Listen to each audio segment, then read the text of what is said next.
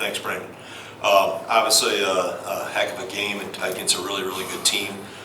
It's about what I thought watching film on them. They were are extremely physical. Guard play is really good, specifically with Lowe, the point guard. We were not a great start for us offensively, obviously, but the resilience these guys showed, being down 14 and not being able to get any momentum going offensively, leaned into their defense even more, and I think we were able to keep them under one in the first half while we were still trying to find ourselves offensively. And second half, we were able to get some things going, and obviously these two guys here led the way with us. But really good team win that we had to rely on different guys at different times. It'll mix and match different things on the bench and shifting positions around a little bit to create an advantage. And these guys did a really good job of getting to the free throw line, some big offensive rebounds and key times by Crowell and by JT here. So it's obviously a really good win against a really good team. And I'll let you guys ask questions of these guys before we get them out of here. John, Tonje, when did you kind of just feel like Pittsburgh couldn't guard you and you could get to the rim whenever you wanted? I was trying to be aggressive from the start. I didn't shoot the ball well early, but I just kept with it. My coaches and teammates believed in me, and I just stayed with it and tried to get the win, do everything I can in my power to get the win. I'm just, glad we came out the dub. John Tonje, what did you see differently in the second half that allowed you to attack a little bit more? It seemed like you were more aggressive. I know that's a point of emphasis for you, but did you see something in halftime or something that made you kind of go a little bit harder towards the rim? Yeah, for sure. I think the primary defender on me had about, I want to say, 3 fouls. So I was just trying to be aggressive, keep them at bay. And, a couple of the guys that were switching out on me had a couple fouls as well. So I was just, and I knew on the scouting report, they're not necessarily as deep of a team. So we knew we had to take advantage of guys in foul trouble. So that's kind of what I was looking for. Could you tell things were a little bit differently when their guard Dunn went out early? Could you tell anything differently with how they kind of maybe wore down a little bit in the second half because of that depth that you're talking about? Yeah, probably. I mean, he was a big part of their team. I know he got foul in trouble last game as well, but he's part of their team. So when he went out, that just lessened their roster. So that played to our advantage. For John Blackwell, you guys scored 54 points in the second half, 18-30. You got the foul line 22 times after halftime. What just changed for you guys offensively to kind of break up the rhythm that they had going there on the other end? I just think we kept at it. We kept getting to the rim, stayed aggressive. Obviously, our shots were falling in the first half, but we didn't quit. We told ourselves at halftime, just keep going. Like, the shots are going to fall. We trusted each other. Got the ball in the playmakers' hands. JT did his thing by getting to the rim and do what we do best. Yeah. You guys take the lead.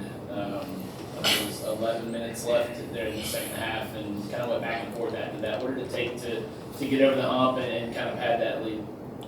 I just think our coaching staff prepares for stuff like that, and then we have a good group of vets that control the pace and know how to finish out the game.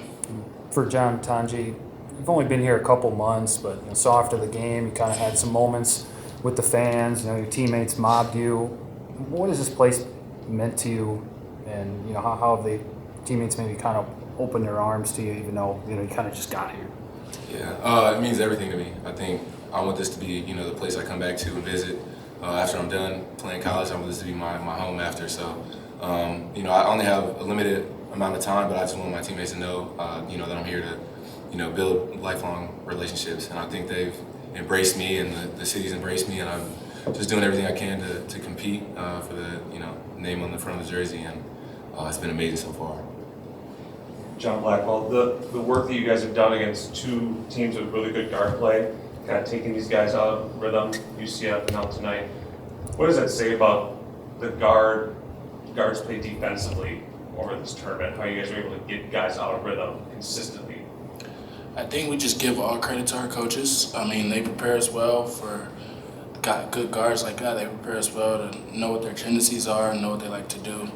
And then we just trust each other. We trust our bigs. They got our back. If those guards get past us, they do good wall good wall ups, and I mean, we just trust our technique. So, yeah. How'd you frustrate Ishmael tonight? How'd you frustrate Ishmael tonight, number 5? I mean, he's a good guard, and he's gonna go. So I just tried to match his energy. And I know he picked up some quick fouls and he sat. So that's all I can do is just try to match his energy because he was a great player. Yeah. And then for John Blackwell, I know you guys may not draw up a ton for a guy like Kamari McGee offensively, but you hit a couple big shots tonight. Just how comfortable are you guys, and a shot clock, if he's the guy that ends up having to take, a potentially game-changing field goal there? I think we're comfortable with everybody, but Kamari McGee, I mean, he has a heart of a lion. He knows he's going to make that shot, and we trust he's going to make that shot. We love him. He's our spark plug off the bench, and he brings the energy. He lets us go. Obviously, you saw today and saw against UCF. He was our spark plug, so yeah. For both of you, celebration at the end. Obviously, winning any kind of championship is fun. You got a good contingent of fans with you. What was that moment like? It was special. We wanted to come out here and get the win, and then we also had the greatest crowd out of all 4 teams here as well. So we just want to give a moment for them to just kind of bask in the glory a little bit and have some fun and build some memories with our fans and brothers. Yeah, like JT said, it was an amazing feeling. This is my second time having a tournament like this. And the second time, the Badger fans have all been here. We've had the home advantage. So, I mean, I just love it, and I'm ready for more, ready to get back to the Gold Center. Who gets to wear the belt on the way back home? JT. Whoever likes to. I think we'll pass it around probably. Yeah. Get some pictures. All right, thanks, guys. Thank you. Appreciate it. Questions for Coach Gard? Coach, you've obviously seen your team in double-digit holes a couple times already this year. I mean, was it pretty much the kind of response you expected, even though it was against a better team this time?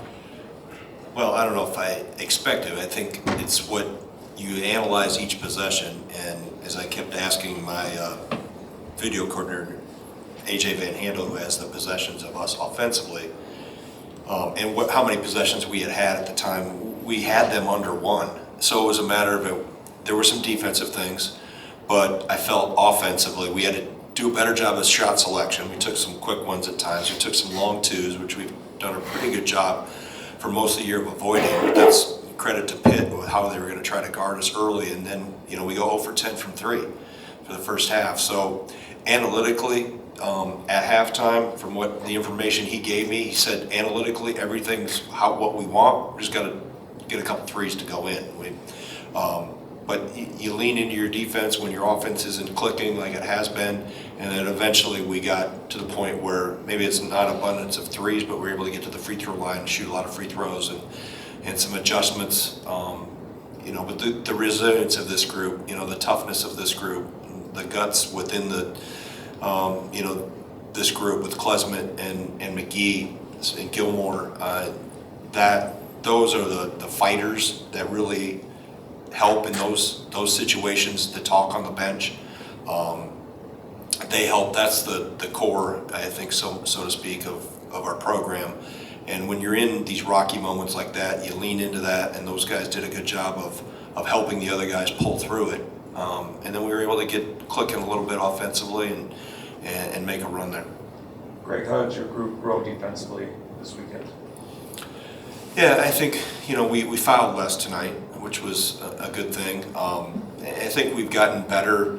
We have different combinations we can put out there. Even our bigs are a little different in terms of how we can change how we guard ball screens and what we're doing, whether we're shocking everything or hedging everything, or if we're in a complete drop, or if we're in a situation where we can switch everything. And I think McGee and Blackwell, I don't know if Janicki had low at all, but we did a decent job of making looks tough, and he goes 6 for 17. We just had to make sure, we didn't want to let him get specifically his ability to pass the ball. We felt, if we could guard ball screens as much as possible, 2-on-2, and not have to send quite as much help, but we knew we were able to plug the paint. and try to force him into some mid-range stuff. And then, I didn't think we were good at it early. He got loose on us. He snaked us off and pinched us off. Got a couple lobs to Corin. But I thought we got better. We got better with the backside of bumping the roller and plugging the lane, and then we forced him into some tougher shots. Kind of piggybacking on what I asked John, but I mean, you know as well as anybody, if you bring the wrong transfer into a program, it can derail a season. I'm sure part of why it's worked out with him is kind of the culture and the guys you've already had, but maybe what's he just meant to this team off the floor, and from what you see, behind the scenes, how this group is just kind of, like I said, wrapped their arms around him. It's like he's been here 4 years. I mean, he's fit in perfectly within the culture because he's a really good person, and he cares about his team. He cares about winning, and I tell him all the time. I mean, not him, but as I address the team, as long as you keep those things as your primary focus about the team and winning, the individual accolades will come. But if you try to flip it the other way and try to go chase the individual things, and that's why we are very selective in the portal. We're selective in high school recruiting. I think you have to be selective because you want to make sure you have people in your program that are have the right mindset, have the mindset of helping their teammates. And obviously you have to have talented players, but you have to have talented players who are willing to immerse themselves within the fabric of the team, and John's done that, terrifically. And he's taken coaching. He doesn't have all the answers. He asks great questions. I get after his butt, and I sat him down the first half when he got back cut, and then he went to the other end, took a bad shot, and then traveled. And I was like, hey, let's get back to being us. What makes us good? And he settled down a little bit more there in the first half, and then obviously the second half played really, really well. But you don't do that. You don't rebound from not a great start and me pulling him out if your mind's on the wrong things. So his mind is on the right things, and he's able to refocus and go back in and try to help our team, which he did a really good job of. Did you think you guys rebounded tonight, especially in the second half? Yeah, I think we got some big offensive rebounds. John got one or two. Crowell got some big ones. That was important as we were trading baskets. I thought we did a decent job when they ended up with 5. 9 in the second half. Yeah, but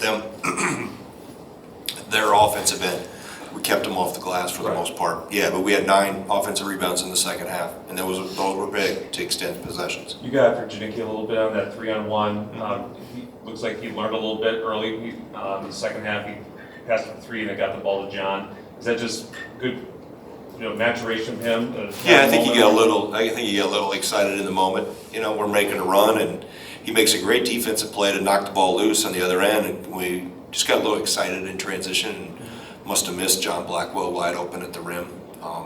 You can take those when you're on a heater. He had just gotten the game. But the second half, he made the play right in front of me. He actually hit Nolan, I believe, or coming in transition, kind of probed, and Nolan ended up running free late in the transition part of it. So it's a young player that he's excited, and he knows now. I mean, if it's 3-on-1 and we're let's make a better decision. I know Steve's probably not getting the numbers he would personally like this season, but do you think maybe a subtle part of that comeback was him getting Cornyn in foul trouble, forcing Diaz to guard him, and kind of changing the way they had to guard him? Absolutely, yeah. Once we got rolling in the second half, we went to him quite a bit, and I liked his physicality on Corn. That was one thing I felt Steve's advantage was on Corn on both ends of the floor. Was he could be as physical. Nolan's obviously a really good player, but a little lighter than Steve. So to be able to keep a big body on Cohen, and and then obviously when we got him in some foul trouble, we were able to go at the rim a little bit more with everybody else. Coach, the overall experience of the tournament, 2 good games here, a good test at home against UT RGV, just kind of sum up the tournament. Yeah, I mean it's anything that Intersport runs, and obviously Mark Starziak driving the ship is always a first-class event. And we were in the one in Fort Myers last year, and not because we won that one, but it was again a first-class event. You're going to have quality competition. You're going to be treated right. And they did our event at AmFam Field. You know, the people here at Greenbrier have done an amazing job. This is an awesome place for those out there that haven't ever been here. It should be on your bucket list to come see. It's very unique and obviously a lot of history here, but yeah, I mean, you have these type of experiences really due to the venue that you're at, the place you're at, not just the court, but the you know, resort that you're at, and then obviously the event organizer really kicks it over the top, and Mark and his team have done a phenomenal job in everything we've been in.